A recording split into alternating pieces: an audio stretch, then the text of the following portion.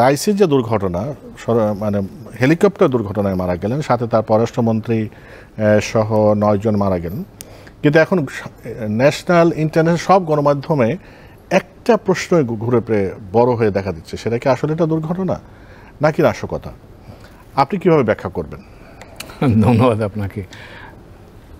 হ্যাঁ, যেহেতু তথ্যপত্র আমাদের হাতে নাই, তো কাজে এখন যে যা বলবে সেটাই অন্তত ফেস ভ্যালুতে মেনে নিতে হবে।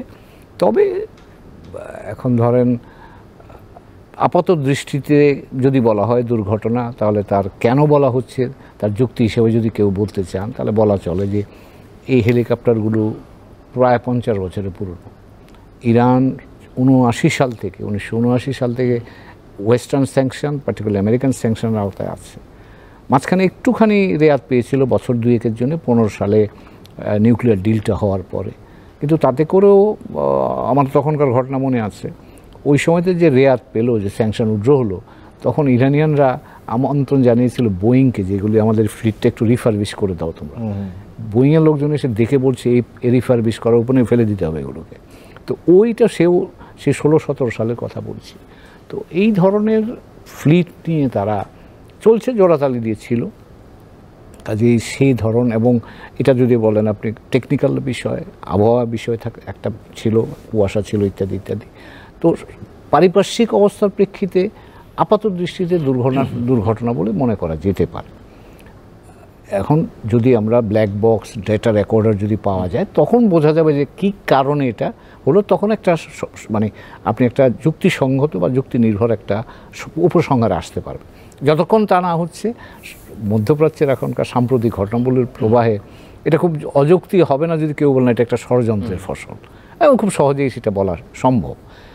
এবং ইসরায়েলেরা কিন্তু সেটা জানে, এবং জানে বলেই তারা আগ বাড়িয়ে গতকালই বলে দিয়েছে যে না, আমরা এর সাথে সংযুক্ত নই বা আমরা এই কাজে ছিলাম না। তার অর্থ হচ্ছে যে তারা যে কোনো ধরনের প্রিএমটিভ ইরানিয়ান কোনো অ্যাকশন যাতে না হয় সেটাকে করবার জন্যে, মানে থামানোর জন্যই কাজটা করেছে। তবে আমার নিজের ব্যক্তিগত মতামত হচ্ছে যে মধ্যপ্রাচ্যে যতই উত্তেজনা থাকুক, ইরান এবং ইসরায়েল দুই প্রধান সামরিক শক্তি মধ্যপ্রাচ্যে, তারা নিজেদের মধ্যে এক ধরনের একটা ব্যালেন্স, একটা বোঝাপড়া করেই তারা চলে। এবং উত্তেজনা তারা পরস্পরকে আঘাত করছে, সরাসরি করেছে গত কয়েক সপ্তাহ আগে, তার আগে বহু বছর ধরে তারা প্রক্সি ওয়ার করছে, কিন্তু একটা লাইন জানে কোন রেড লাইনটা ক্রস করা উচিত কি উচিত না। একইভাবে ইরানের সাথে মার্কিন যুক্তরাষ্ট্রেরও কিন্তু একটা বোঝাপড়া আছে, এবং বিশেষ করে সাম্প্রতিককালে ইরাকে মার্কিন বাহিনীর উপর আক্রমণ হওয়ার পরে মার্কিনেরা পাল্টা আক্রমণ করেছে ইরাকি গোষ্ঠী যারা ইরানের সাথে যুক্ত বলে মনে করা হয়।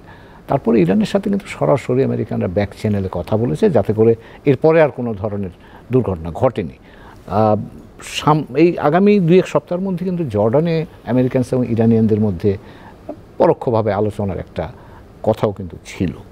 তো কাজেই এখানে পারিপার্শ্বিকভাবে যদি আপনি দেখেন, এই ধরনের বড় ঘটনা করতে গেলে আমার ধারণা ইসরায়েল আমেরিকানদের সাথে আলোচনা না করবে না।